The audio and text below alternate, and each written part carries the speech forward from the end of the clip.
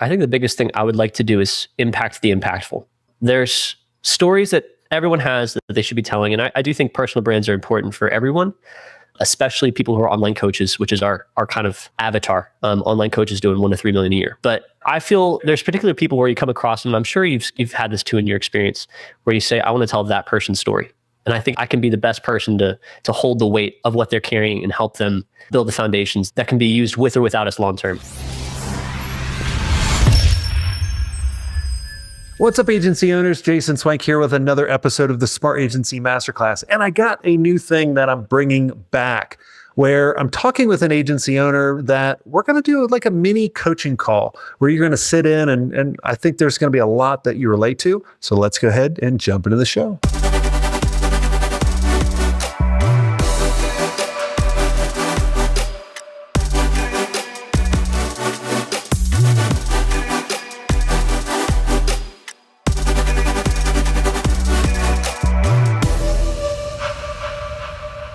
Hey, Grant, welcome to the show. Hey, Jason, thanks for having me, man. Well, I'm excited for you to come on the show. Tell us who you are and what does your agency do? Well, my name is Grant Owen, and I own a media company. I like to say boutique media company because we'll talk about this later, but I hate the term agency. I started a company called Integrity Media that helps people with short form content. And as it's evolved, we continue to fulfill on short form content and long form content and podcasting, but we're shifting to more of a CMO model where we're helping people with their brand foundations and scaling up their own in-house teams and giving them training and resources. Tell us, how did you get started creating the agency? Was this by accident or did you always want to create an agency? What's that story there?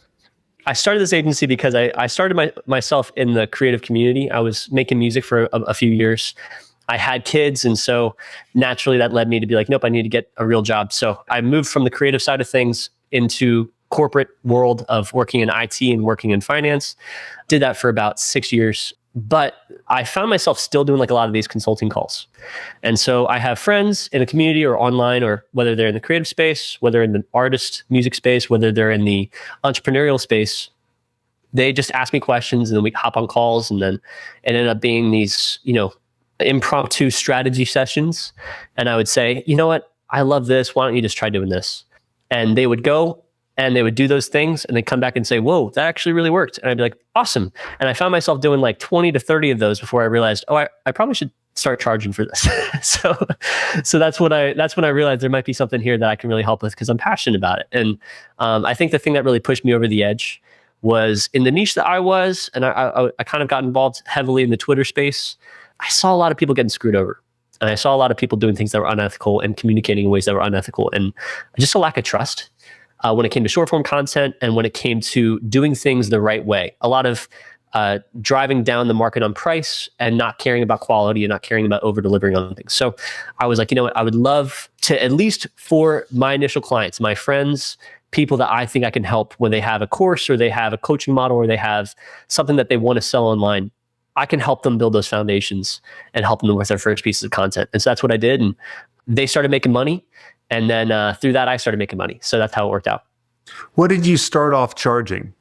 Ridiculously cheap. I think my first contract was $1,500 a month. And I was just doing mostly posting and then some just like consulting creative direction. So I would just do some things on YouTube and I would be like, hey, let's position you this way. Let's start on these things. And then it kind of scaled up more where I came up with more ideas for what they should execute on. They started doing that. And I think that client, the turning point for him was like we went from zero audience, zero following on any social medias, to him making $100,000 in 90 minutes on an upsell in a call. And that was like in a 4-month period of time where we were able to create this like very tiny, but very hyper-focused, hyper-niche community that was really passionate about him because he had a lot to offer. And so that was my first one.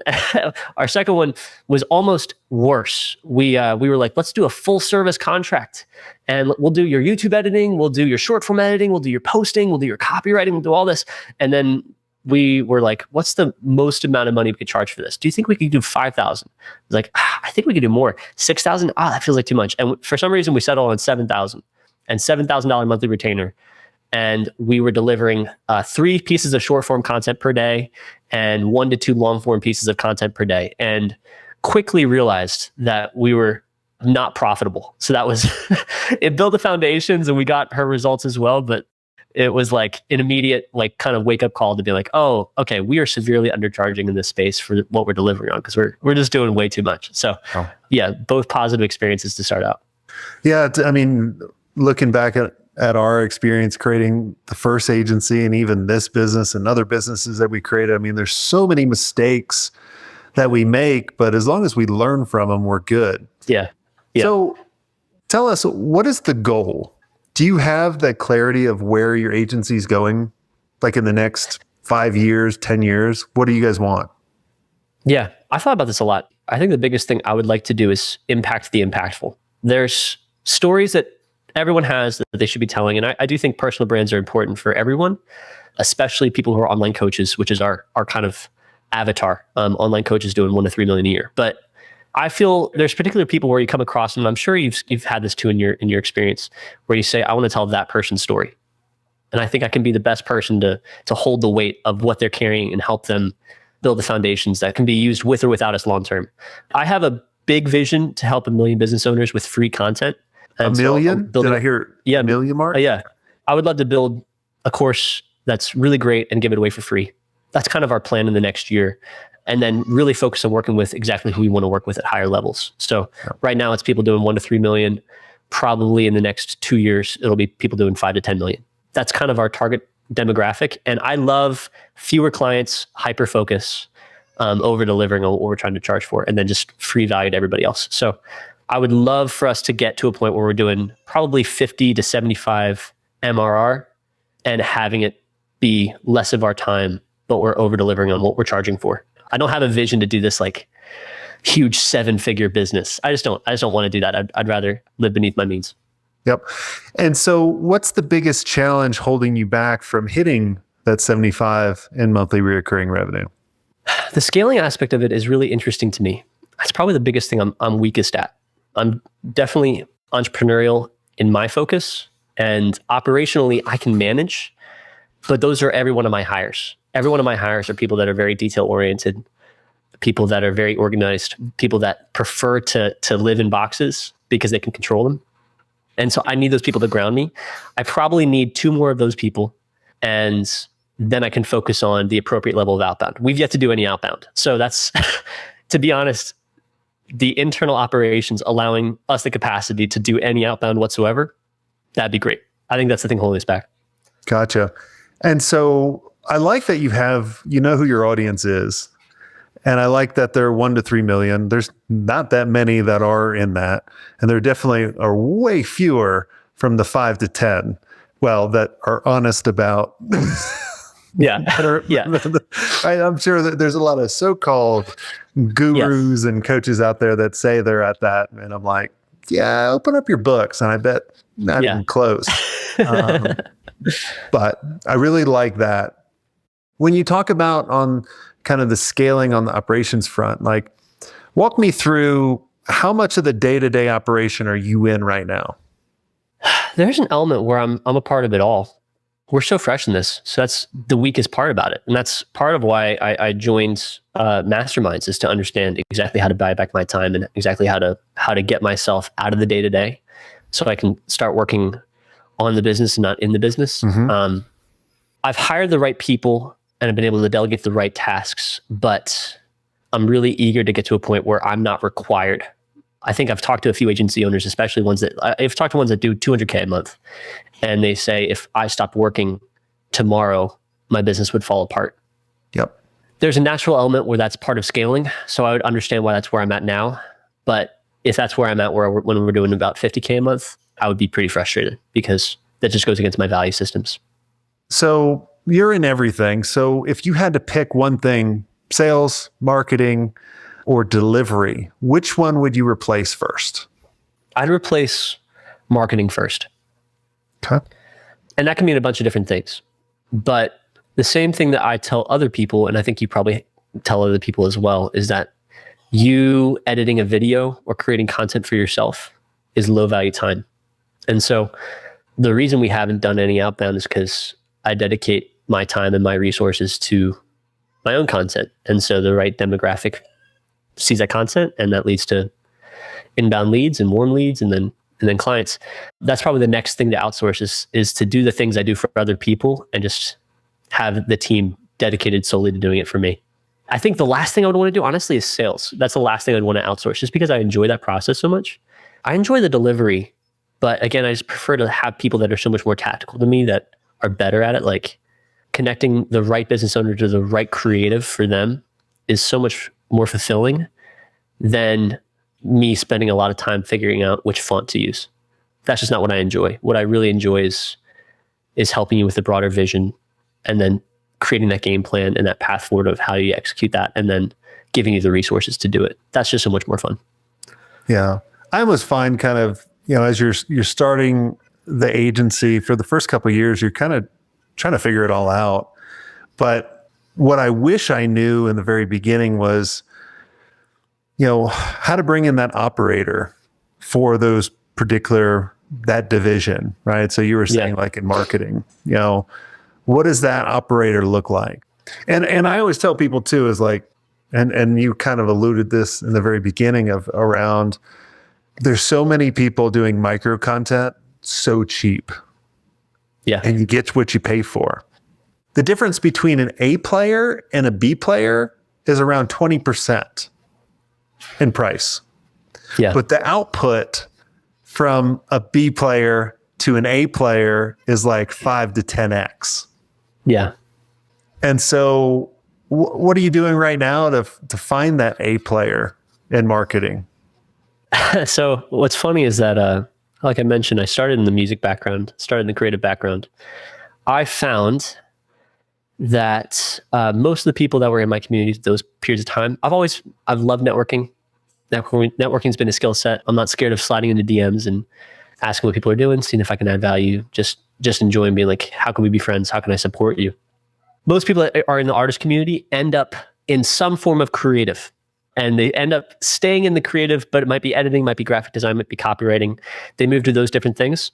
So that became my initial networking pool of, okay, I need to fulfill on this. Oh, do I know anybody that wants to do this, has been passionate about this, or is looking to, and over the last year, the thing that I've noticed the most is that there's two things.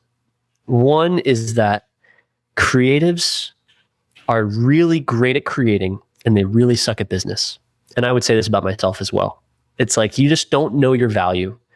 You don't know what quality is. You don't know how to charge for that quality. And you're thinking about, can I make this much money from this versus how much does my target demographic value it? And then on the business side, business owners are incredible business, but they really suck at creative.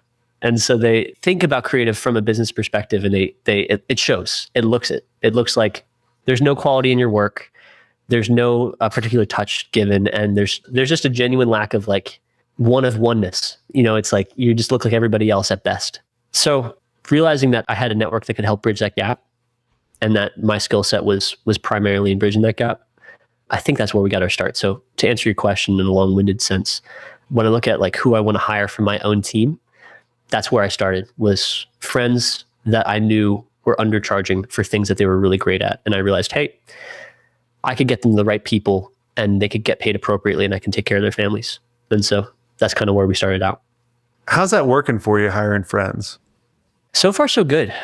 Yeah, it's not the case all the time. It's not the case all the time, but the investment of trust and the deposits of trust over time are extremely important. And so it kind of does change the one-on-ones. It does change the goal setting. It does change the bigger vision. And so I think that everyone is out for themselves at the end of the day. Everyone is self-motivated to, we can talk about how we care about others, but at the end of the day, we're doing our things in our own self-interest. And so my goal is to align my self-interest with their self-interests. And as long as those things match, things work out really great. And it's only when my self-interest is at the detriment of their goals do things start to fall apart. And so far, that hasn't been the case, but who knows? I think if we're in this for a few years, we'll start to find out what that looks like. Yeah, I always find that I've seen it work. That's the beauty about business, right? And I always tell everybody is there's so many different ways to do things. Just because one person tells you one thing because it didn't work for them and they were too dumb to figure it out, doesn't mean it's not going to work for you. what I've seen in the past is a lot of times when I've hired friends or I've seen people hire friends, the friends they still treat you as a friend and not a leader. And they really don't do the things that needs to be happen, right? And I'm not saying as a boss, because a boss is more like a dictator, right? Like a leader would inspire. Like if you have to motivate your team, you got the wrong team, right? You have to worry about demotivating them. What I've always found is I like to bring in acquaintances, and then they become like family or best friends after that. Because I've just seen it go the opposite way. Like good gosh, I don't even think I ever told anybody this. I remember when I first started the agency, I tried to bring in my mom. I tried to hire my mom was the salesperson. She's never sold anything. I mean, you got to think, I was 22 as well. I got dumbest person ever. Didn't know what an invoice was like. And that worked out for about a month. And I was like, I can't do this anymore.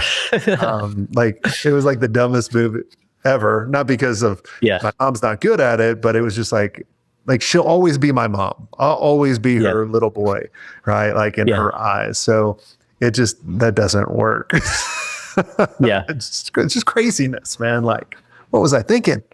Yeah. Honestly, like I agree with that so much and I think it does come down to the person, and it comes down to your value systems. And so I think that's like, there's some people, even friends, that I would happily work for because we align on so many different things. There's other business owners where, to be frank, if I don't align with you on a client level, I don't want to work with you. I'll refer you to other people. I'll find other people for you. I'll find other fits for you. But like, I think that's where a lot of people get things wrong, is they start from a money perspective and they almost get greedy.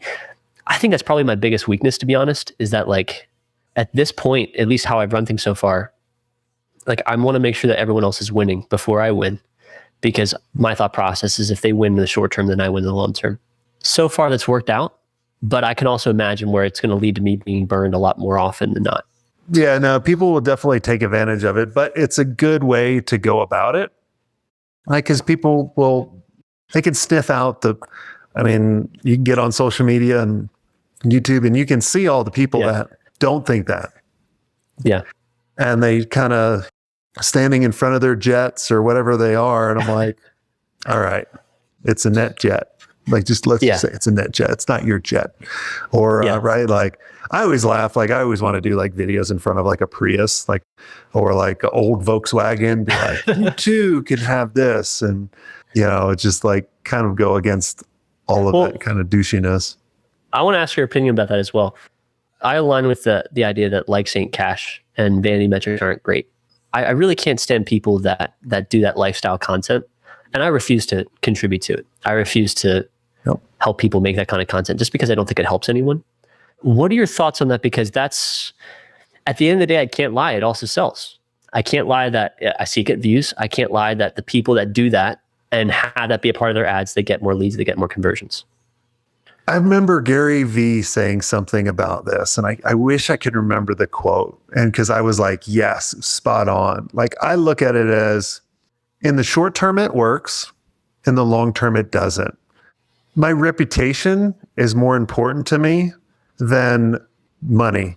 It has taken me years and years to build the reputation, and you can take it all away in a second. Yeah.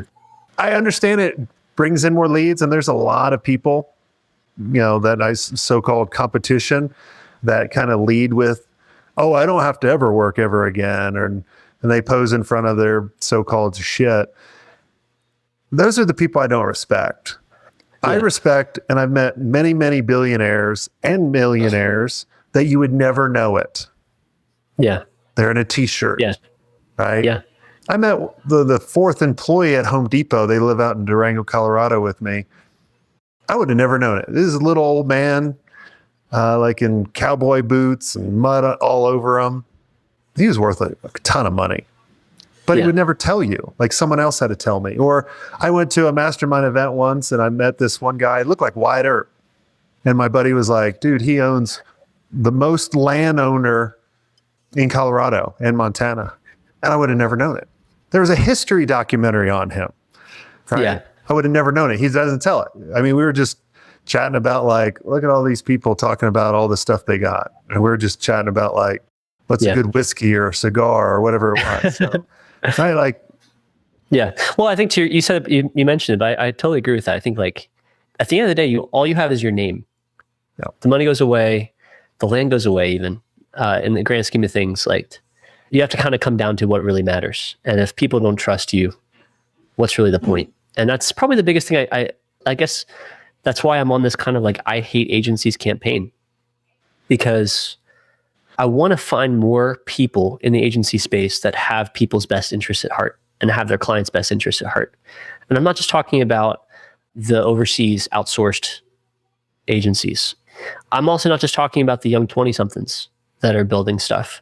I think there's a lot of people that are doing things really the right way. And I just wish I could connect with more of them, because I think like I'm realizing more and more, as with every saturated niche and unsaturated niche, there's just the amount of people that are doing it with integrity is just really lacking.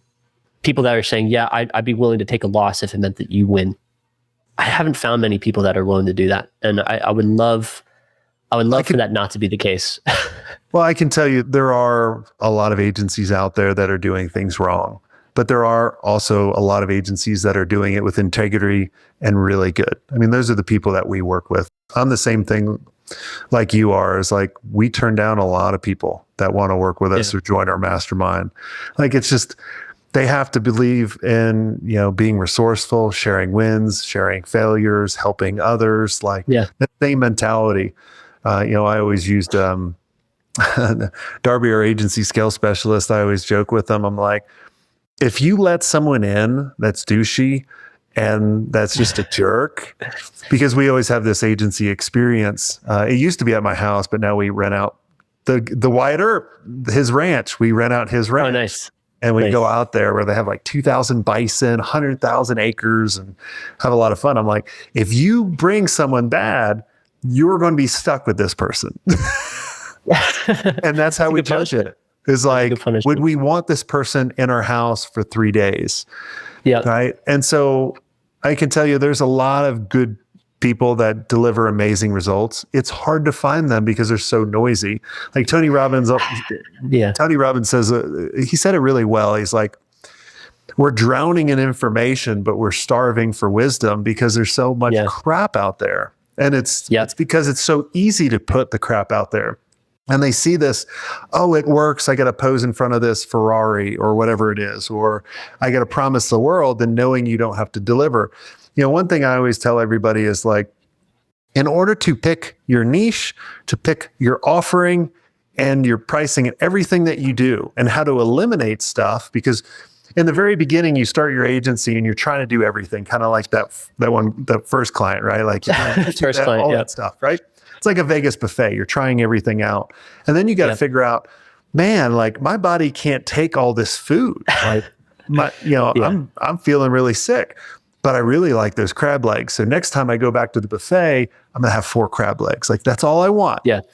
And so I always tell people an easy way to pick this out is once you start measuring your value and what you're doing, if you're going to get paid on performance only after they got the performance, who would it be? That. What would you do? And that's what you should be doing. You should eliminate everything else until you have someone on the team that's a practice director leading that division. So if your answer is, I can do really great short form content and I'm the master at that, perfect. You need to master that, get to your goals, and become kind of the agency for that. And then once you think, oh, I'd like to add on because my clients, and here's the trap, your clients will ask you to do other things because you're doing so well on that.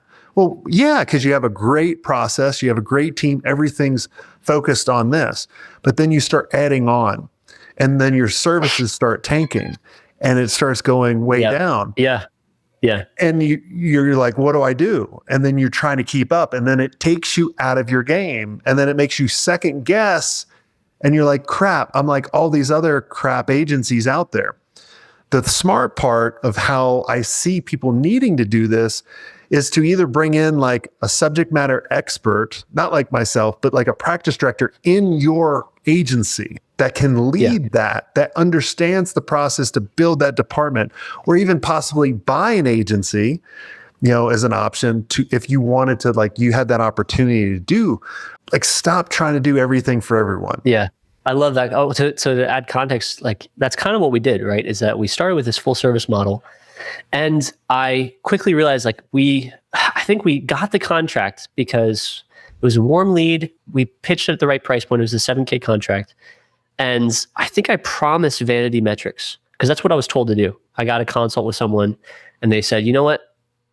If you're going to do this, if you're going to provide this type of service, you need to promise 100,000 TikTok followers and X amount of views, and say you're guaranteeing a viral video or whatever. And I was like, okay, we're going to try it. We're going to go for it. So that's what I promised. I didn't put it in a contract, but I said, this is the goal.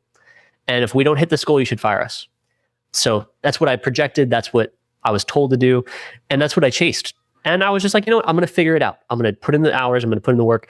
And I quickly discovered I struggle with viral growth. Maybe it's because the people I'm competing with are paying for it. I don't know. Maybe it's because I'm not in tune with that element of culture. It just doesn't work. I really struggle with it. So we didn't deliver on that. We accidentally delivered on, like, I think in May, my client got like $600,000 in sales, which is like her biggest sales month. And so we missed completely on growth and won completely on conversion, like accidentally. And I realized that I was like, you know what? The community building stuff, maybe that's the only thing we have to do. So fortunately, because we delivered on something we didn't promise, it led to the client relationship being really great. But I think that's exactly what we kind of want to do going forward, is like, okay, it's okay to say, I'm not good at this. It's okay to say, like, and it took me a while to realize that, like, and I would love to hear your thoughts on it, but like, it took me a second to be like, oh, if that's what you want, I have 3 people I can recommend for you, because I can't do that. I don't know how to do that. I'm bad at that, but I can do this. So the agencies that I see have the most success that we work with, they have standards on, for example, Samir in the mastermind, he says, I won't work with a client that doesn't have any Glassdoor reviews. I won't work with a client that doesn't have someone in operations, or like they'll come up with these standards. Or I won't work with someone that doesn't believe in this. Like if they come to me and they say, they just start bashing the crap out of their past agency, right? Like, what are the red flags? So these standards will only be built over time as you fail and make mistakes on the wrong clients. Like if a client says, I want a viral video and I want this amount of followers, how I would look at it and saying, why do you want that? Well, so I can grow the business. And I would ask more questions in order to figure that part out. And if they're still so focused on that, I'd be like you said, hey, I'm not the right person for you. You don't meet our requirements, and I can hook you up with someone. But especially, like, you have to think about, and this is too for like all the agencies listening, what are the KPIs? Like, what's your end goal? Like, you're just getting started, so it's a little harder for you, right? Like, you got to have a couple years in the belt and getting punched in the face and strangled and put underwater, all the good stuff. All the good stuff you have to look forward to, right? Appreciate that. So you're going to be stabbed and shot. Like, you're going to get really hurt. But as you make it through, you start going, oh, okay, like I see that. And then I can see that part. And then you go, here's a standard. When I've gotten into trouble is when I haven't trusted my gut. And I haven't followed my process. So like, for example, if a client came to me or a prospect came to me, and I always have a motto, there's no such thing as a bad agency client. There's only a bad prospect or a bad process. So you have to figure out who's the bad prospect first. And that takes a little while to figure out. But like if someone came to me, let's say Darth Vader came to me. I have an old video that we did of this. Like I was portraying like this little Darth Vader doll, and it was like, Jason, I want the Death Star, this website for the Death Star, and I want it yesterday, and I hate my previous agency and all this kind of stuff. I'd be like, I can't rush it. Like I have to sell the strategy first, which takes about, we're going to meet for a day. And so, no, I just want a proposal to design the website. Well, that's breaking my process. That's proven. And they're actually coming to me. That's also a reason why when I ran the agency, I didn't like white labeling, because I would work with the Grays and the DDBOs and the big agencies, and they would want us to follow their process. But there was a reason they were coming to me, because we had the process and their fucking process was broken. So and then we're like, no, we're not white labeling unless you follow our process. And they wouldn't. So we got rid of that part. So it's like, you have to come up with your standards, trust your gut, follow your process, and constantly keep adapting. That's what we always found that worked the best, because what works today won't work for you next year. I can promise you. Like you've been around people like, oh, we've always done it this way. We run Facebook ads and we've got all our business. Yeah. How's that going for you? Especially when Facebook, you get hacked or something, and then Facebook changes something or Apple changes something. Like, I'd always tell my Facebook agencies that were doing ads for other people, I'm like, you're going to go out of business soon. Or especially with AI, like, how are you adapting? Like, even with your business, there's a lot of AI tools coming out right now that will do video editing. There's AI tools that will do micro content. So how can you separate yourself from all these as they get better and better? Or how can you use it? Like, what's the story you tell? What's that process? That's how I've always thought about it. How do you go about helping people with giving away free value? Because I think... what do you mean? Like convincing them to give value away?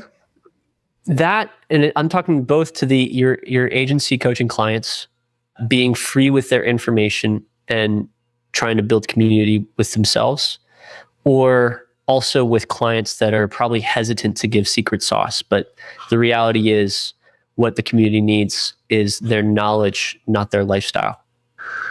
So it's kind of two questions in there. So if I'm an agency and I'm trying to convince someone of anything, they're not a client for me. They're not the right prospect. Like, you're not there yet. When you're there yet, you come back to me. Because if you have to convince anybody, they're always going to be second guessing you. You want someone to come to you and be like, I see it working for Gary Vaynerchuk. I see it working for Dan Martell. I see it working for Alex Hermosi, all the content that we see out here. So you're not looking to convince anybody. Now, to transform someone's thinking that's an agency owner to give away their best stuff, I basically say, okay, if you're going to give away your worst stuff, people are going to think it's your best stuff. Is that how you want to be viewed? Oh, no. Give away your best stuff. And then they'll be like, well, then they'll go do it. I'm like, people are too fucking lazy. So give it all away for free. That's why I liked when you said, I'm doing a free course. I'm going to give it away, because I can guarantee you, we will want to understand how to do it, and we'll think we're going to do it. We'll be like, oh, we got all this and we're going to go do it. And then when it comes time to execute, they suck at it. Yeah. You'll win more business by, like, I won so much business in designing websites. Like, think about, like, I started in 99 and I sold in 2011. It was the prime for website, like doing really big websites. And most of the time we were 5 times to 10 times more expensive than everybody else. Now, we would win because I would educate them on our exact process, and they understood it. So by you giving away your best stuff for free, they're going to understand exactly how it works and how you execute, and they're going to compare everyone else to you. Love that. Right? Like, so that's why on the podcast, I always, or any of our videos or any of it, we're constantly giving away our best stuff. I'm not holding anything back. The thing is, it's like a phone number, okay? If I gave you my phone number, what's a phone number? 9 digits, right? If I gave you all the digits for my phone number, it's out of order. You need the order. So a lot of times when we're all creating this content, there's still context and the order and how to put that together. And they're going to want to come back to you. Does that make sense? That's Alex Hermosi's give away the secrets and sell the implementation. I love it. There you go. I love it. I think something that's really interesting about someone like that, and I think that's what kind of got me started. That value system kind of got me started. And I think, like, something that's really interesting is he just came out with $100 million leads. And I think every agency owner, I hope that they read that book. But it also provides such a cool opportunity because I think there were 80,000 people that got the book that day. 400,000 people signed up for the event. So I'm assuming at least half of them bought it. I'm guessing more, maybe 300,000 people bought it. But I would assume that probably, maybe under 50,000 people know how to take action on it the right way. I would say there's a lot less. I'd probably say there's 1,000 people that will actually know how to take action and actually do it. Yeah, to have the follow through. And so I think I love that because if anything, it provides, I don't know if were you on that webinar? I was at my son's football game, so I was half on, half off. I just love because I think every person in the content space that I was seeing on Twitter, they were saying like, "Oh my goodness, he's about to drop a course that's like better than everybody else's." The truth is, by making it free and accessible, like everyone will now compare. I think it just opens the door to every agency to be able to fulfill on what he wants to do because those are foundational principles. Well, that you can use to help people. Promoting people to use the right agency. Yeah. Yeah. Right. Now, is there things he could have done better? Yes. He's a great person. I really like his stuff.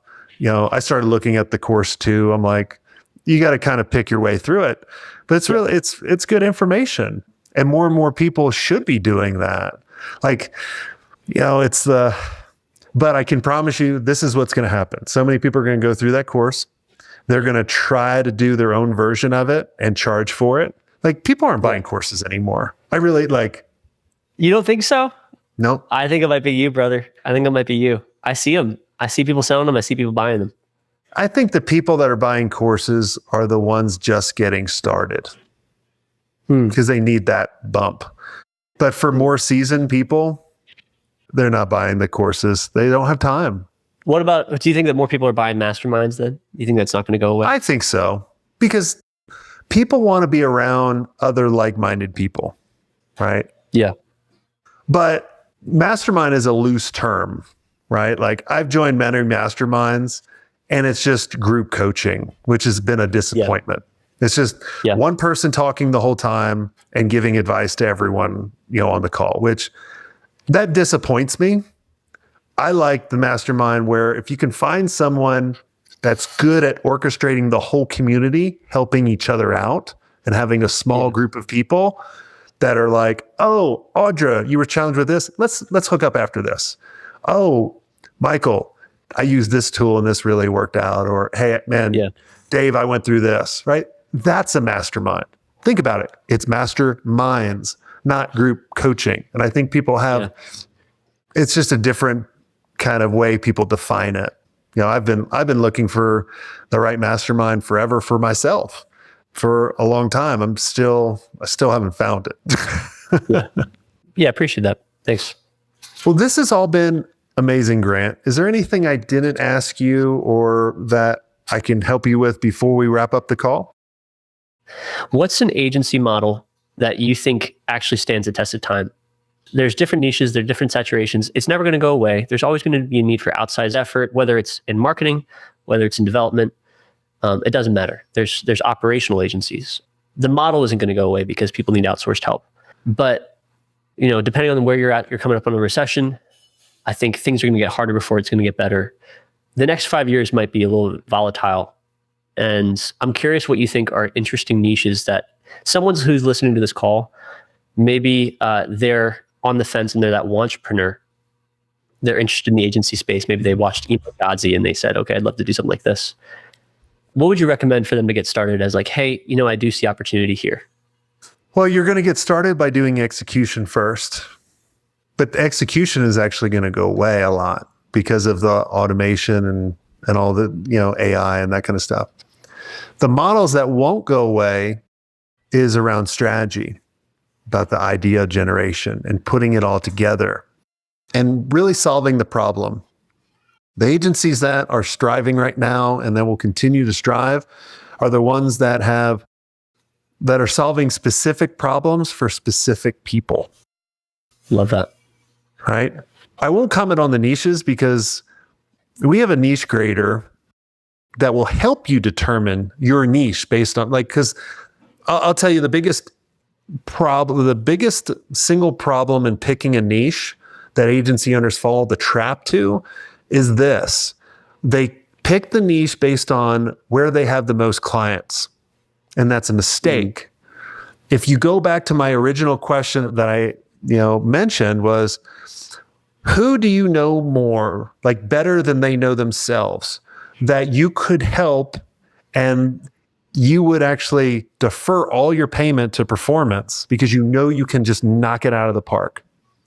Mm-hmm. That's how you pick your niche. And if you guys go to agencymastery360.com/attract, there's all kinds of resources I have there. It's free. You just have to give me your email address so I can help you along the way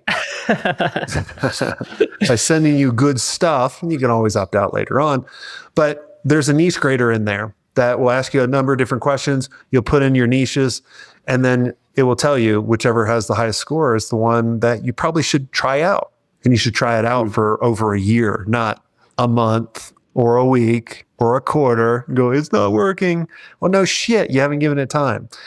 So go do that. That's what I would tell you. And don't ever buy a course that tells you how to pick this is the most profitable niches.